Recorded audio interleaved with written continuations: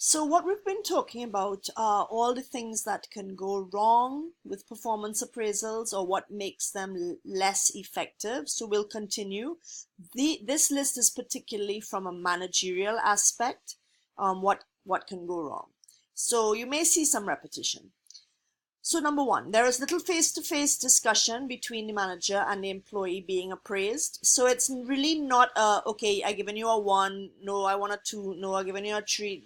No, it really needs to be that there's discussion about performance issues. The actual score that you get is the very last part, right? The relationship between the employee's job description and the criteria on the appraisal form isn't clear. So this is something that's actually highlighted in your group project. So let's go back a little bit. We all know now, after our intense sessions on job description and assignments on job description, how important it is that the job description is correct. But if the job description and the appraisal form don't mesh, then it makes no sense. So whatever we're asking people to do on a job description is really what the appraisal form should be assessing people on. Number 3, managers feel that little or no benefit will be derived from the time and energy spent in the process. So if managers feel that this whole thing is a waste of time and they don't want to put any time and effort in, then fair, that's obviously it's going to negatively impact. Oh, and this is an interesting point. Managers seem to only be concerned with, it's a terrible word, not bad performers, but poor performers. So that yes, they'll make sure and do all the work and preparation when they're doing a performance appraisal on someone who's not performing up to standard.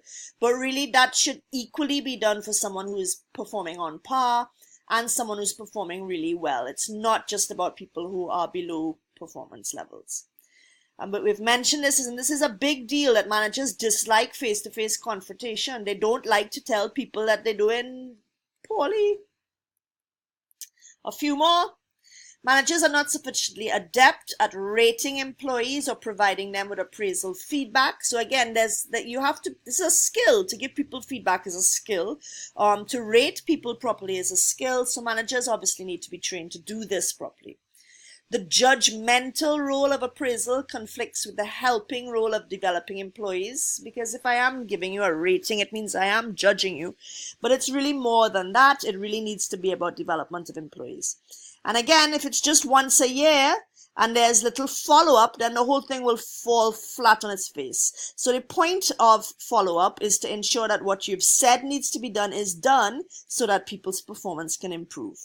So again, all we did in the end of the first one and this one is just look at all the issues regarding appraisals and why they go wrong. Because obviously if we understand these, we can get it right. So one of the main things to get right is this: performance standards, the standard of performance that you require people to perform at. If you are not clear as to what standard you require them to perform at, then certainly they won't be clear and then they may not perform there. So what should we know about performance standards?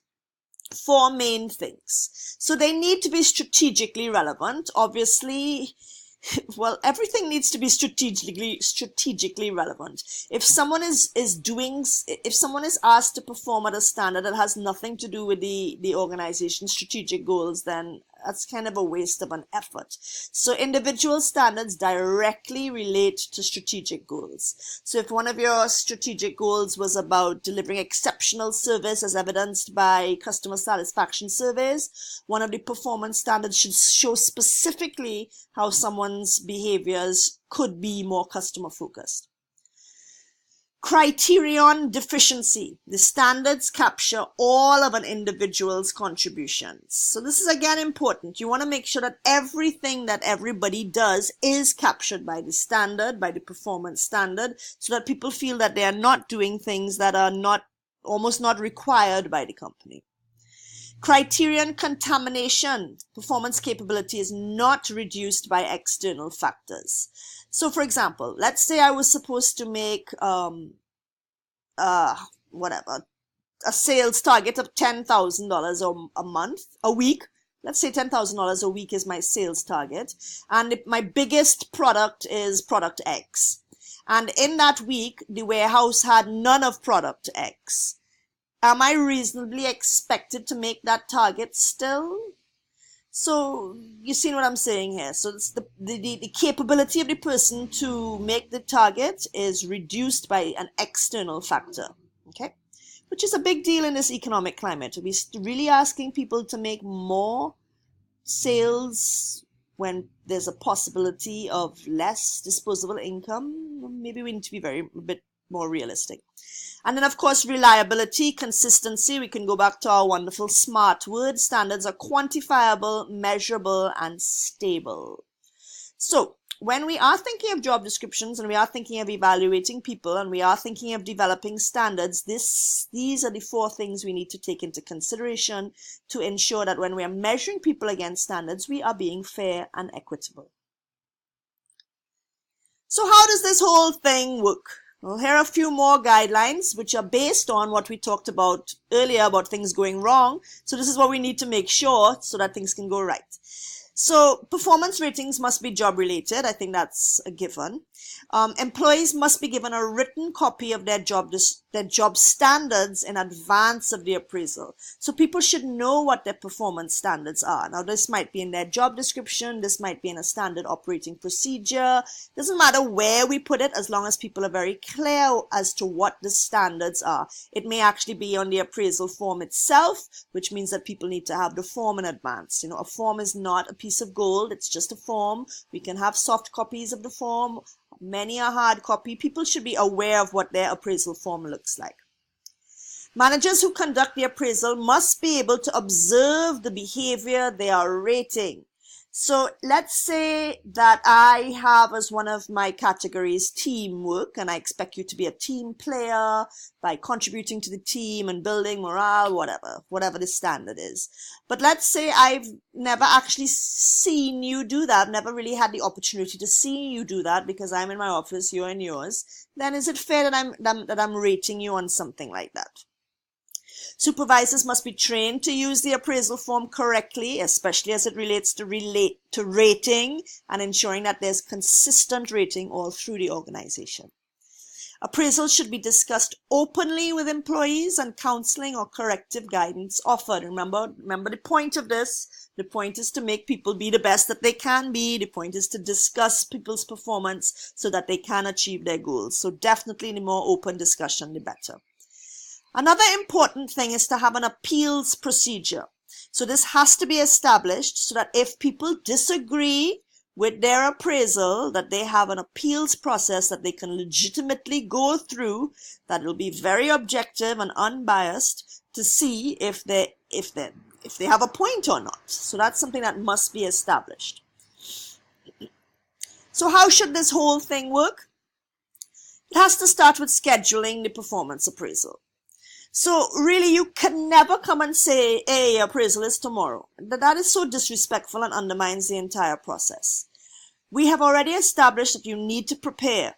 We have already established that the employee needs to have the appraisal beforehand. So really, if you're scheduling a performance appraisal interview or scheduling a performance review, you should really give somebody 10 days notice, up to 2 weeks notice. So that means ensuring that they have the form, that means or their performance standards, and giving them time to prepare themselves, and then of course giving yourself time to prepare as the manager, because obviously you can't just talk off your head. You need to be talking about things that have been documented or that you have documentary evidence about.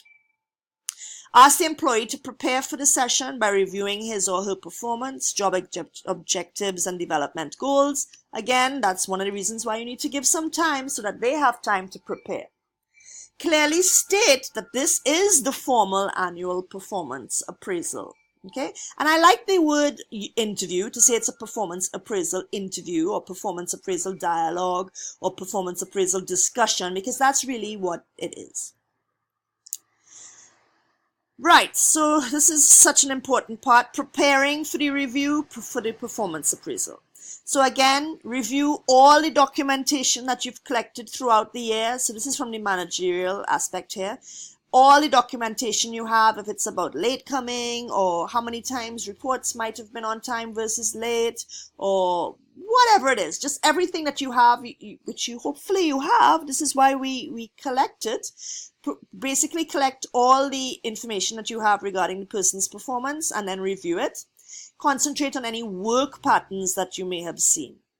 You have to be able to give specific examples of above or below average performance. You can't just say, oh yeah, that was really well done. You have to specifically state what was well done, as well as state what was below average performance. This is the only way that you're going to make any sense, right?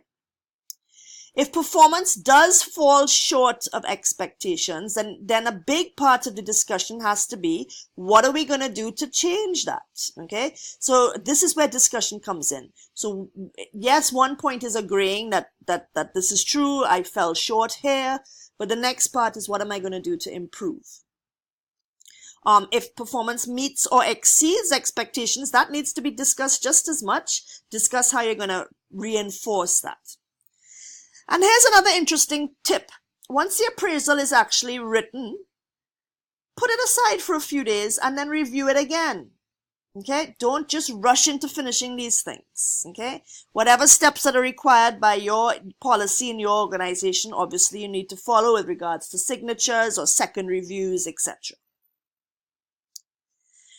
Right, so we've already talked about giving it 10 to 14 days. We've talked about people having in their possession their own job description. The next thing is to look at here is the different methods to which we can actually approach this appraisal interview or this appraisal dialogue. So tell and sell, tell and listen, and problem solving. So tell and sell interviews or discussions are where the supervisor has to persuade the employee to change in a prescribed way. And the employee sees, this is the sell part, how the change behavior will be of great benefit. So let's say someone is underperforming, the supervisor needs to really show the employee why their change is needed and how this change behavior will be a great benefit to all. So you're actually trying to sell this to an employee, which of course changes your tone, your frame, etc. Tell and listen is a little different. So here the supervisor will cover strengths and weaknesses for the first part of the interview. Then ask the employee how he feels about some of these comments. They have to basically now come to some sort of agreement or consensus in a very non-defensive, very unaggressive way. And then from there determine where we're going to move from here. So if your developmental area is X, do you agree?